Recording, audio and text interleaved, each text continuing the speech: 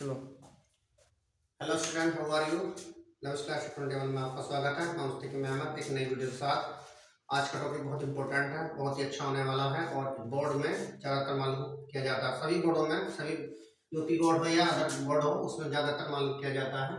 देखिए, आज का टॉपिक हमारा क्या, समांतर प्लेट संधारित्र की धारिता के लिए व्यंजक प्राप्त कीजिए जब इसकी प्लेटों के बीच आंशिक रूप से परावैद्युत पदार्थ रखा हो। क्या गया यहाँ पर, समांतर प्लेट संधारित्र की धारिता के लिए व्यंजक प्राप्त करना है जब इसकी प्लेटों के बीच में आंशिक रूप से परावैद्युत पदार्थ भरा हो, क्या रखा हो। परावैद्युत पदार्थ भरने पर इसकी धारिता पर क्या प्रभाव पड़ता है, ये बताना है कि परावैद्युत पदार्थ है भरने पर इसकी धारिता पर क्या प्रभाव पड़ता है, उस इफेक्ट को भी बताना है। तो उसके लिए सबसे पहले हमने डायग्राम बनाया, इसका एक सोल्यूशन करते हैं। यहाँ पर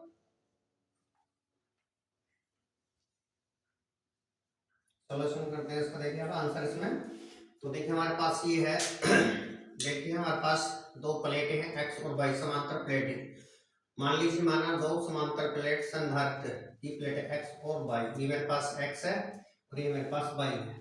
अब इनका क्षेत्रफल, दोनों प्लेटों का क्षेत्रफल ए है और प्लेटों के बीच की दूरी जो है स्मॉल डी है। अब हमने जो है इन दोनों प्लेटों के बीच में स्मॉल टी मोटाई का एक परावैद्युतांक रख दिए, परावर्तन की पट्टी रख दी जिसका परावर्तनांक क्या है आपका के है। यहाँ पर देखिए, तो इस पट्टी की जो मोटाई है वो स्मॉल टी है और इस पट्टी का जो परावर्तनांक है वो के है। अब हम क्या करेंगे, दोनों प्लेटों का क्षेत्रफल समान है, दोनों प्लेटों के बीच की दूरी स्मॉल डी है। अब पहली प्लेट को हमने क्या करा, हमने प्लस आवेश दे दिया हमने। अब इसमें हमने जब आवेश देंगे तो पहली प्लेट में प्लस आवेश वितरित हो जाएगा, लेकिन प्रेरण के कारण दूसरी प्लेट पर, यहाँ पर जो दूसरी प्लेट है वाई, इस पर माइनस आवेश उत्पन्न हो जाएगा यहाँ पर। और इससे आने वाले इलेक्ट्रॉन जो है पृथ्वी से आने वाले इलेक्ट्रॉन से अनावेशित होते रहेंगे। अब इसमें क्या होगा, वायु में जो प्लेटों के बीच की डिस्टेंस है वायु में वो होगी टी माइनस टी। यानी कि हम ये काम करेंगे, जो प्लेटों के बीच की डिस्टेंस है उसमें से जो ये पट्टी हमने रखी है इसकी जो मोटाई है ये टी घटा देंगे। तो ये वायु में डिस्टेंस आ जाएगी हमारी, एयर में जो डिस्टेंस आएगी दोनों प्लेटों के बीच में वो डी माइनस टी होगी। उसके बाद हम जो देखिए, जो इसकी प्लेट की जो मोटाई है वो स्मॉल टी है। अब हम क्या करेंगे, इसमें क्या है, तो हम वायु में जो है वैद्युत क्षेत्र जो उत्पन्न होगा वैद्युत क्षेत्र के कारण, वायु में वैद्युत क्षेत्र की जो तीव्रता वो निकालेंगे। तो वायु में जो प्लस चार्ज के कारण वायु में प्लेटों के बीच वैद्युत क्षेत्र की तीव्रता जो होगी वो E1 मानेंगे। E1 बराबर हो जाएगी Q बटे A एप्सिलॉन नॉट। ये मेरे पास आएगा यहाँ से।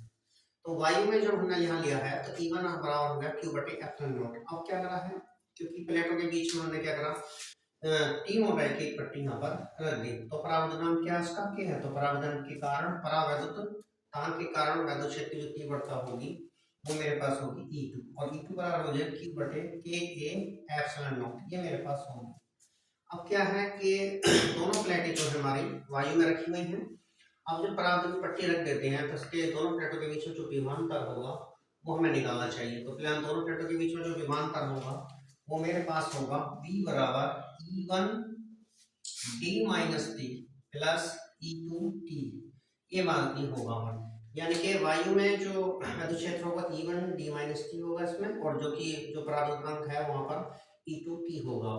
तो इसका मतलब ये है, इसमें E1 है आपका, यहाँ ये E1 हुआ आपका जो वायु में है, इसका E2 मानेंगे यहाँ पर, ये हो जाएगा E1 आपका। तो हमारे पास दोनों के बीच जो परसेंट डिफरेंस है वो हमारा पास होगा V equal to E1 T minus T plus E2 T हो जाएगा। अब यहाँ पर क्या करेंगे, E1 की वैल्यू पुट करेंगे, E2 की वैल्यू पुट करेंगे। यहाँ पर E1 की वैल्यू हमारे पास है Q बटे A F7 not into T minus T plus E2 की वैल्यू है हमारे पास Q बटे K A epsilon not into T.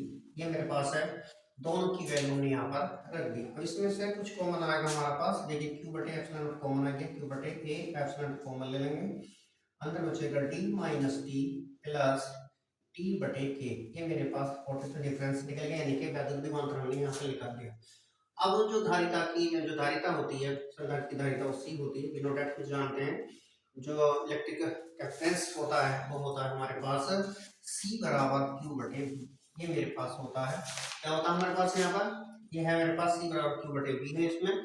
और जब इसमें हम इसे रखेंगे यहाँ पर तो मेरे पास हो जाएगा Q बटे, अब E की वैल्यू उठा के यहाँ रख देंगे तो जो Q बटे A epsilon not into D minus T plus T बटे K। ये मैंने यहाँ पर वैल्यू रख दी। अब इस वाले क्यू से ये वाला क्यू कैंसिल हो जाए, ये ऊपर पहुंच जाएगा आपके यहाँ पर, तो ये हो जाएगा यहाँ से c बराबर a epsilon not upon d minus T plus T बटे के फैराड।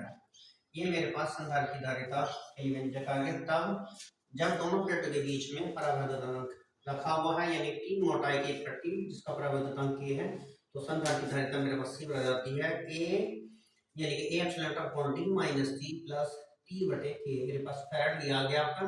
तो दोनों बहुत ही इंपॉर्टेंट क्वेश्चन था, लेकिन इसमें आगे क्वेश्चन हमारा ये है क्या परावर्तित पदार्थ भरने पर इसकी धारिता पर क्या प्रभाव पड़ता है। तो दूसरी कंडीशन में ये है जब हम प्लेटों के बीच में परावर्तनांक पदार्थ रख देंगे, तो रखने पे क्या होगा कि जब हम दोनों प्लेटों के बीच में प्लेट इसको परावर्तन रख देते हैं, तो इसके बीच में एक आंतरिक वैद्युत क्षेत्र उत्पन्न हो जाता है। दो जो पहले से ही वैद्युत क्षेत्र होता है उसके अपोजिट उत्पन्न होता हो, तो वैद्युत क्षेत्र ई है, तो इसके आंतरिक वैद्युत क्षेत्र उत्पन्न होगा, तो क्या होगा परिणाम के कारण इस पर एक विपरीत आवेश आ जाएगा प्लेटों पे, जिसके कारण दोनों प्लेटों के बीच में वैद्युत विभवांतर घट जाता है। और वैद्युत विभवांतर जब घटेगा तो हमारी धारिता बढ़ जाती है। क्या होता है पोटेंशियल डिफरेंस के घट जाने पर, यानी कि विद्युत विभवांतर के घटने पर धारिता बढ़ जाती है। ये ध्यान रखना। इसमें क्या होता है दोनों प्लेटों के बीच में वैद्युत विभवांतर घटेगा तो धारिता हमारे पास बढ़ जाती है।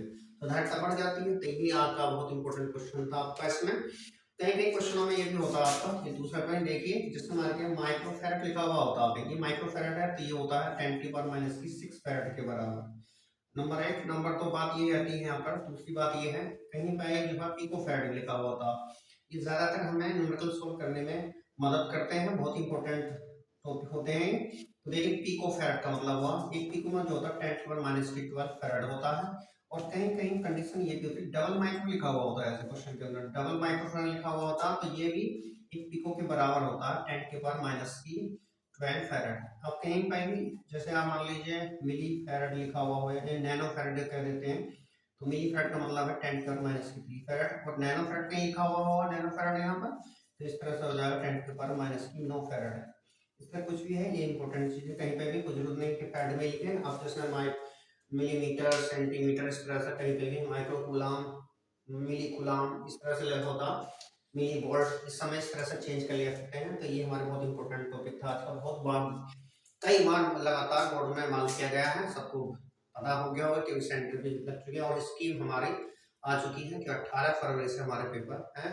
तो तैयारी पर लग जाइए। सबसे बड़ा है कि आप तैयार पे एकदम लग जाएं, फोकस करें और किसी पर ध्यान न दें, केवल हमें बोर्ड पे की परीक्षा पर ध्यान देना है। और आपसे गुजारिश है हमारे चैनल को सब्सक्राइब करें, लाइक करें, शेयर करें। धन्यवाद।